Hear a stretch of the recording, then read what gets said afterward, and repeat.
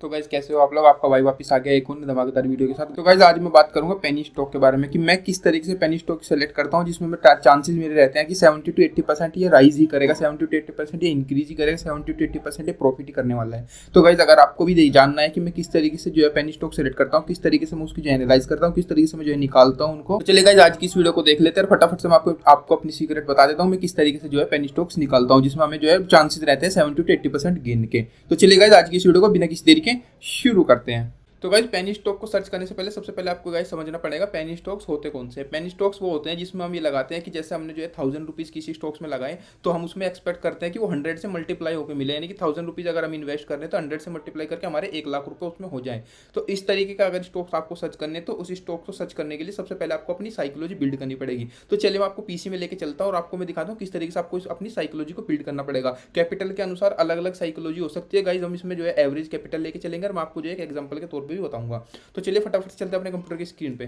तो गाइस जैसे कि आप देख सकते हो हम कंप्यूटर की स्क्रीन पर आ चुके हैं। मैं यहाँ पे लिख भी लेता हूँ, पेन सेलेक्ट कर लेता हूँ फटाफट से। तो गाइस हमने अपना पेन सेलेक्ट कर लिया, मैं आपको यहाँ पे लिखता हूँ पेनी स्टॉक्स। जैसे कि आप देख सकते हो मैंने यहाँ पे पेनी स्टॉक्स आपके लिए लिख दिया है। पेनी स्टॉक्स अगर आपको सेलेक्ट करने हैं उससे पहले गाइज आपको पेनी स्टॉक्स के बारे में जानना पड़ेगा। पेनी स्टॉक्स के बारे में जानने के लिए मैं आपको सबसे पहले बताता हूँ गाइज, अगर आपके पास 10 के कैपिटल है, मैं एवरेज मान के चलता हूँ हमेशा 10 के कैपिटल से, क्योंकि मोस्टली मैं भी अगर पेनी स्टॉक्स में जो है सेलेक्ट करता मैं भी, तो फिर 10 के कैपिटल इसमें मैं इन्वेस्ट करता हूँ। तो 10 के कैपिटल में भी आपको क्या करना है, इस साइकोलॉजी को जरूर से समझ लेना। पेनी स्टॉक्स जो होते हैं उसमें गाइज आपके 80 to 90% पैसा डूबने के चांसेस रहते हैं कि वो कभी बढ़ेंगे नहीं। ये साइकोलॉजी आप अगर समझ गए तो आप जो है सक्सेसफुल हो जाएंगे। ये चीज़ आप समझ गए। तो अगर आप 10 के कैपिटल आप जो है चाह रहे हैं पेनी स्टॉक्स में लगाना, तो इसमें आपको 10 स्टॉक्स सर्च करने पड़ेंगे। सबसे पहली बात 10 स्टॉक्स आपको सर्च करने हैं। जितना कैपिटल है उसको 10 से डिवाइड कर देना आपको। जैसे आपके पास 50 के कैपिटल है तो आप उससे 10 से डिवाइड कर दो डायरेक्ट उठा के। इस तरीके से आपको एडजस्ट करना है, यानी कि कभी भी आपको एक स्टॉक्स में पैसा नहीं लगाना है। एक पेनी स्टॉक्स में आपको मिनिमम 10 स्टॉक्स लेने हैं जो पेनी स्टॉक्स होंगे। वो कैसे सर्च करने हैं वो मैं आपको अभी बताऊंगा। और उसमें भी जो मैं सर्च करके आपको बताऊंगा ना गाइज, उसमें भी चांसेस ये रहते हैं कि 70 to 80% वो भी राइज ही करेंगे। ठीक है, चलिए तो 10 के कैपिटल है, 10 स्टॉक्स लेने हैं, एक स्टॉक में हम अपना 1 के कैपिटल लगाएंगे। ये साइकोलॉजी आपकी बिल्ड हो गई। लगाने के बाद जैसे आपने आज 2023 चल रहा है, ये 2023 में अगर इन्वेस्ट किया है ना तो 2025 तक उसके रिटर्न मान के चलना। ये मैं आपको सबसे पहले क्लियर बता दूं, 2 ईयर्स का आपको इसमें जो है गैप लेके चलना है, 2 ईयर्स का। चलिए हमें 2 साल के लिए जो है होल्ड पे रखना है और हम इसको 10 स्टॉक्स लेंगे। तो 10 स्टॉक्स में जैसे मैंने आपको बताया था 80 to 90% जो स्टॉक्स होते हैं वो आपके जो है लॉस में जाते हैं। यानी कि आप इसमें ये समझ के चलना कि आपके 8 से लेकर 9 स्टॉक्स तक कुछ भी वृद्धि नहीं होगी। वो आपके जहाँ पे आपने लिए थे उसी स्टैंड पे खड़े रहेंगे। अगर आपने वो स्टॉक्स आज 100 रुपये का चल रहा है, 100 रुपये पे लिया था, तो आपका 2 साल के बाद भी 100 रुपये ही रह सकता है। तो आपके 8 से लेकर 9 स्टॉक्स आपके यही रहेंगे। जितना आपने इन्वेस्ट किया है 2 साल तक भी उतने ही रह सकते हैं। जो आपका 1 या 2 स्टॉक्स आपका जो हीरो निकलेगा, जिसको बोलते हैं पेनी स्टॉक्स ने मुझे करोड़पति बना दिया, वो होते हैं ये। अगर एक स्टॉक भी, हम एवरेज 2 स्टॉक्स की बात करते हैं, 2 स्टॉक्स भी अगर आपका हीरो निकल गया ना गाइस 2 साल में, तो आपको कितना मिलेगा। आपने एक स्टॉक में 1000 लगाया था, दूसरा स्टॉक्स लिया था तो फिर उसमें 1000 इन्वेस्ट किया था, तो टोटल आपके 2000 इन्वेस्ट हुए हैं। यही आपको समझना है कि आपके 2000 इन्वेस्ट हुए हैं, क्योंकि आपने एक स्टॉक में 1000, एक स्टॉक में 1000, यानी कि 10 स्टॉक में 10,000 लगाए थे। तो 2 स्टॉक्स अगर आपके जो है हीरो निकल जाते हैं, ये हीरो हो जाते हैं, और आपके जो बाकी के 8 स्टॉक्स हैं वो आपके जीरो हो जाएंगे। बट वो जीरो नहीं होते हैं, वो भी जो आपने इन्वेस्ट किया था ना आपका 8000 रुपीज़, वो आपका एज इट इज ही रहता है मोस्टली 2 साल के बाद भी। तो यानी कि आपका लॉस होने के चांसेस तो यहाँ पे ना के बराबर ही हो जाते हैं। चलिए तो आपके 2000 जो आपने इन्वेस्ट किए थे वो आपके हीरो निकल गए। और अब मैंने आपको क्या बोला था, हमने ये बोला था कि हम 100x से मल्टीप्लाई करेंगे इसमें रिटर्न्स लेने के लिए। तो 100 से इसको मल्टीप्लाई करेंगे तो सीधा सीधा हमारे यहाँ पे 2 लाख का प्रॉफिट होने वाला है। यानी कि 10 के हमने लगाए थे 2 लाख के लिए 2 साल का। इसको बोलते हैं गाइज पेनी स्टॉक्स। यही होता है आपका पेनी स्टॉक्स। इसकी साइकोलॉजी आपको समझ में आ गई। और ये पैसा वही होना चाहिए मेरा हमेशा से यही मोटो है, अगर आप 10,000 रुपीज़ पेनी स्टॉक्स में लगा रहे हैं, 2 साल के लिए आप जो है कमाई कर रहे हैं, तो उसको कभी नहीं निकालना है। 2 साल तक तो उसको भूल जाइए, उसको देखना भी नहीं है, आपको निकालना ही नहीं है उसको पैसे को। अगर आपको लगता है कि मैंने आज 10 लगाए और कल को वो थोड़ा डाउन चले गए, आपके 7 रह गए या 6 रह गए, या फिर आपको जो है थोड़े बढ़ गए 8 हो गए, या फिर कई बार ऐसा होता है कि आपने 10,000 रुपये आज लगाए, अपने एक एक करके 10 स्टॉक्स खरीद लिए, 1 महीने बाद वो 10 के 11 बन रहे हैं, आप उनको जो है अपना विड्रॉल करना चाह रहे हो, 1,000 का प्रॉफिट लेना चाह रहे हो।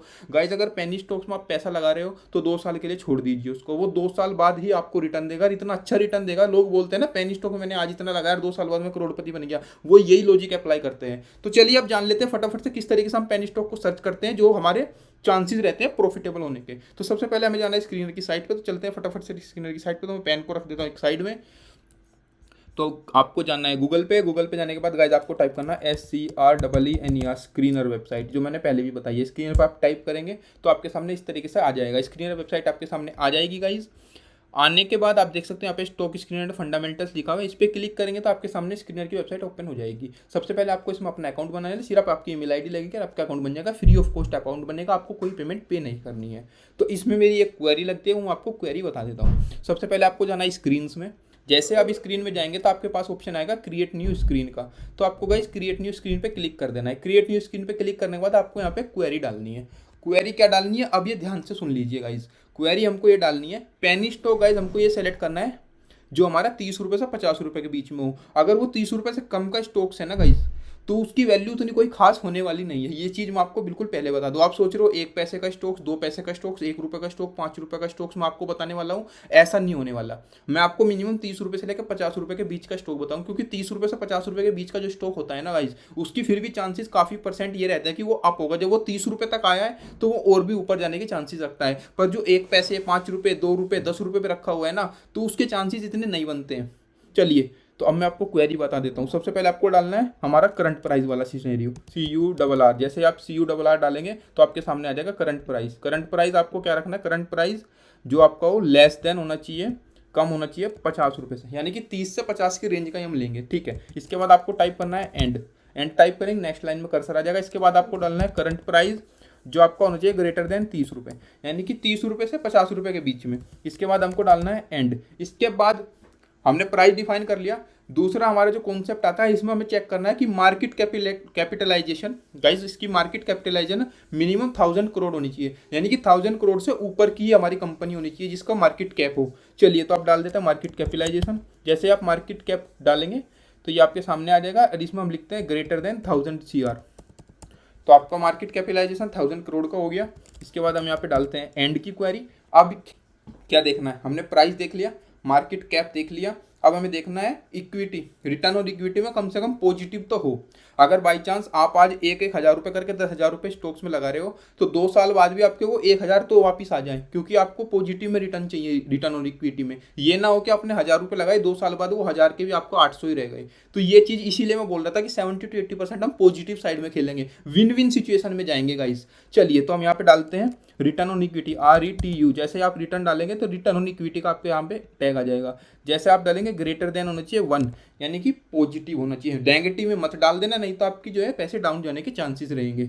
चलिए इसके बाद हम चेक कर लेते हैं प्रोमोटर्स की होल्डिंग कितनी है गाइस कंपनी में, यानी कि जिन्होंने कंपनी बनाई थी, जो कंपनी के ओनर्स हैं, उनकी कितनी होल्डिंग है। कई बार ऐसा होता है पेनी स्टॉक्स आपको मिल जाते हैं 5 रुपये, 10 रुपये, 20 रुपये, 30 रुपये वाले, बस उसमें प्रोमोटर्स की जो होल्डिंग होती है वो गाइस उसकी 10% ही रह जाती है, यानी कि वो कंपनी बेच के निकल ही चुके हैं। तो ऐसी कंपनी में बिल्कुल भी इन्वेस्ट नहीं करना है, क्योंकि उसमें चांसेस तो छोड़ दो, उसमें तो पैसा डूब ही गया समझो। क्योंकि जो कंपनी आपने बनाई है और आप उसके ओनर ही नहीं रहे, तो फिर कदर किसकी होगी। रिटेलर तो वहाँ पे आके कदर नहीं करेगा उस कंपनी की गाइस, या इन्वेस्टर तो कदर नहीं करेगा, क्योंकि जो प्रमोटर है वही आपकी जो है कंपनी को चलाते हैं। तो चलिए गाइस आप देख लेते हैं प्रमोटर की होल्डिंग्स को। तो आप डालते हैं फटाफट से यहाँ पे PRO, प्रोमोटर होल्डिंग। देखिए गाइस तीसरे नंबर का आपके सामने आ गया प्रोमोटर्स होल्डिंग। प्रोमोटर्स की जो होल्डिंग होनी चाहिए वो ग्रेटर देन होनी चाहिए, जो मेरा एवरेज में निकालता हूँ, वो मेरी एवरेज निकालता हूँ 60 से 70% प्रोमोटर की होल्डिंग होनी चाहिए, तभी इसकी निंदा गेम आता है गाइस। अगर आपको किसी कंपनी 50 से 60% की आपकी ओनरशिप होगी ना, तभी आप उसमें काम करोगे। अगर 49 भी हो गए ना, 50 से 49 भी,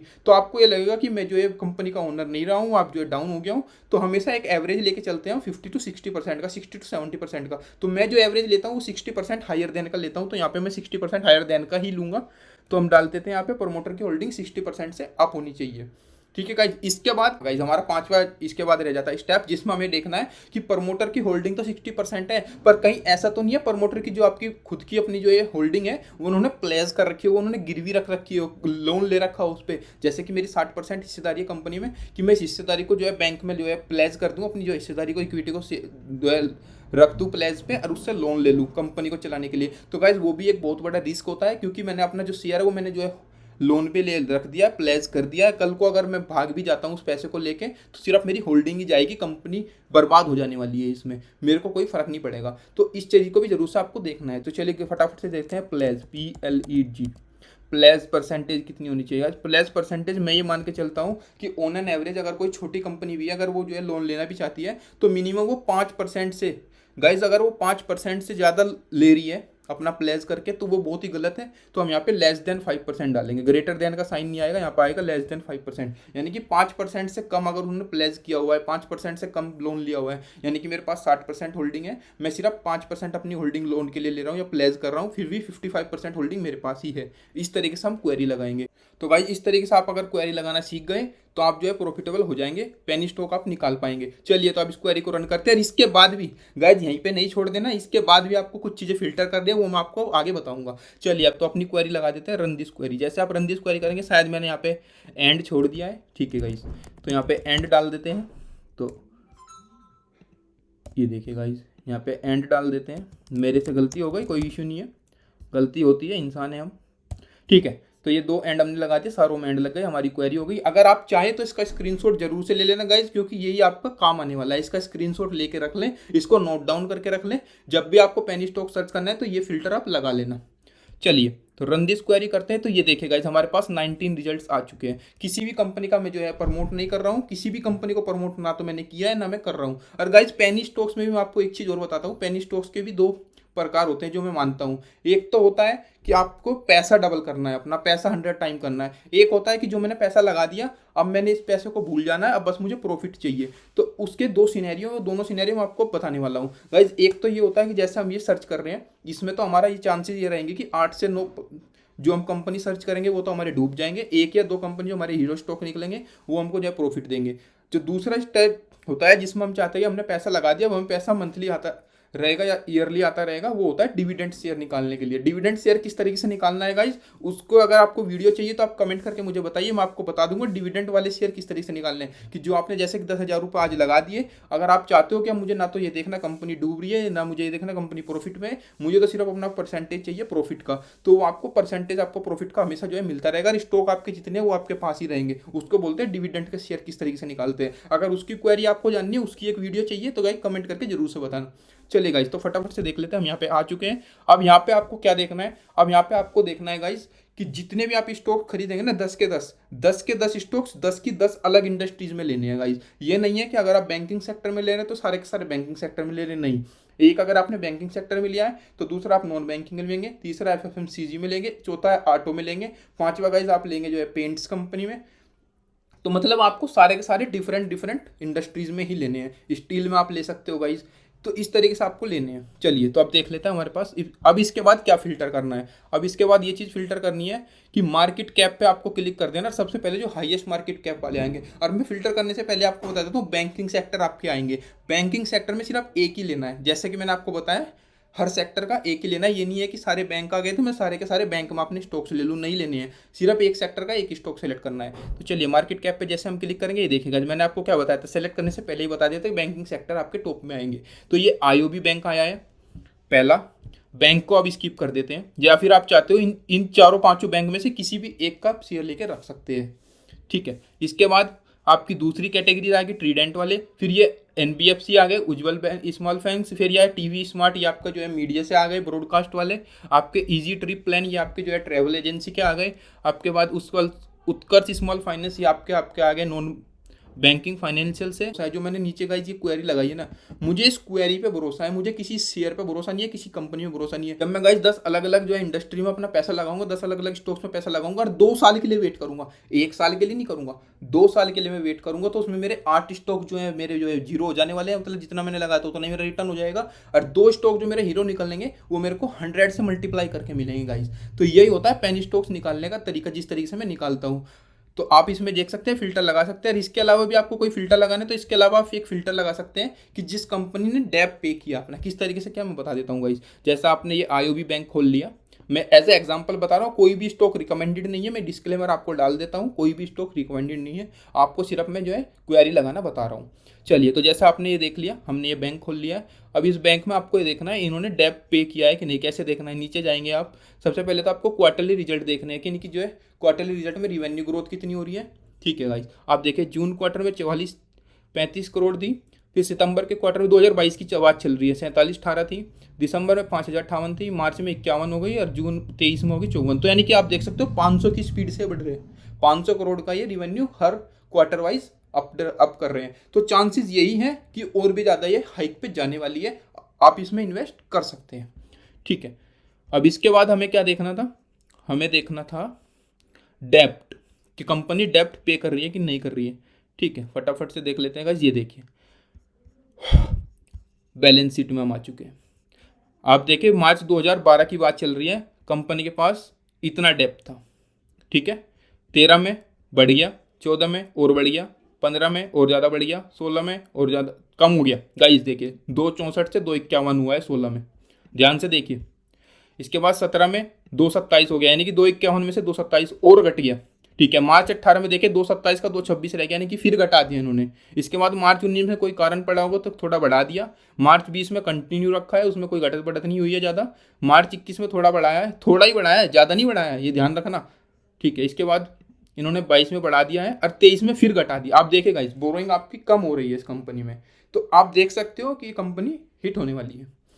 कोई भी रिकमेंडेड नहीं है, अपने विवेक से काम लेना है गाइस, व्यूवर्स को अपने विवेक से ही काम लेना है। देखिए गाइस, प्रोमोटर्स की होल्डिंग आप देखें 95% प्रोमोटर्स की होल्डिंग है। मैं ये नहीं कह रहा हूँ कि आप सारे बैंक की ले लीजिए या फिर आप जो एफएमसीजी के प्रोडक्ट लीजिए या फिर शायद टायर की कंपनी में या फिर ऑयल की कंपनी में घुस जाइए, ऐसा बिल्कुल नहीं करना है आपको। हर कंपनी के, हर इंडस्ट्री के एक एक स्टॉक्स में आपको लगाना है। जितना आपका कैपिटल है उसको 10 से डिवाइड करके 10 स्टॉक्स में लगा देना है और 2 साल तक का वेट करना है। तो वाइज आपको डिविडेंड वाली वीडियो देखनी है तो आप कमेंट करके बताइए, तो मैं आपके लिए डिविडेंड वाली वीडियो भी तैयार कर दूंगा। तो ये आपके हो गए पेनी स्टॉक की क्वेरी। आशा और उम्मीद करता हूँ भाई वीडियो आपको हेल्पफुल लगी होगी। अगर आज की सुनो बस इतना ही गाइस, मिलते हैं एक और नई वीडियो में किसी नए टॉपिक पे। धन्यवाद।